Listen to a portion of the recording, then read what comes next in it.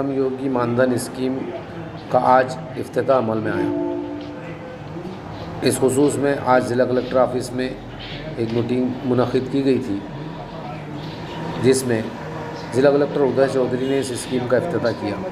इस meeting में deputy labour commissioner Shailendra पोर्ट, assistant labour commissioner Yuvraj Patiyal और मुतादिद NGOs के ओहदेदारान मौजूद थे।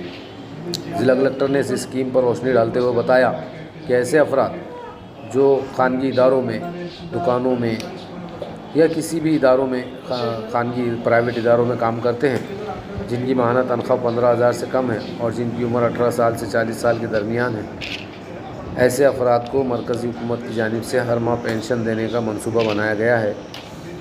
और इस स्कीम के तहत हर मुलाजिम को एक मुक़र्रर रकम पेंशन के तौर पर दी जाएगी।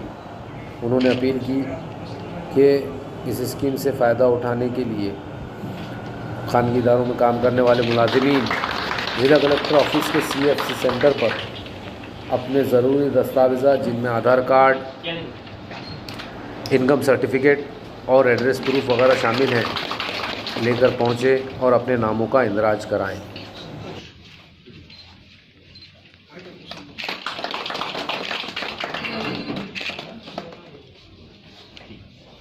व्यवसाय करता त्यांना सुद्धा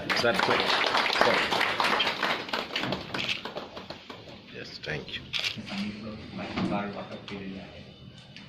प्रत्यक्षात मानधन म्हणण्यापेक्षा हे पेन्शन आहे आणि पेन्शन हे नोकरदार वर्गाला असतं, गव्हर्नमेंट देतो, त्या पद्धतीने विशेषतः जे असंघटित कामगार आहेत किंवा असंघटित क्षेत्रात काम करणारे लोक आहेत त्यांच्याकरता म्हणून हे पेन्शन आहे। सर्वांची आपली ही जबाबदारी आहे की जे शासकीय काम करत आहे ते सर्व HOD किंवा बाकीचे लोक असतील त्यांना हे सांगायचे की आपल्याला पेन्शन मिळतं, त्याच्यामुळे ही एक सिक्युरिटी आहे। म्हणजे असंघटित लोक आहेत त्यांना मात्र अशी कुठलीही सिक्युरिटी नाही। ही सिक्युरिटी प्रोव्हाइड करण्याचं काम हे गव्हर्नमेंटने फर्स्ट टाइम केलेलं आहे आणि त्याच्यामुळे जास्तीत जास्त लोक याच्यात कसे एनरोल करून घेता येतील हे आपण ठेवायला पाहिजे। आपल्याला त्याच्यामध्ये फक्त एकच सांगायचं आहे, आता उदाहरणार्थ जर नवीन यंग माणूस असेल तर एक 50 किंवा 60 रुपये मासिक हप्त्यामध्ये फक्त आपल्याला गॅरंटी आहे की 60 वर्षाचं झाल्यानंतर त्याला 3,000 रुपये, बरोबर, 3,000 रुपये त्याला दर महिन्याला पेन्शन मिळणार। म्हणजे आज दर महिन्याला 60 रुपये जरी टाकले तरी एक 30-35 वर्षाच्या व्यक्तीला 60 वर्ष झाल्यानंतर हे 3,000 रुपये महिना त्याचा चालू होणार आहे।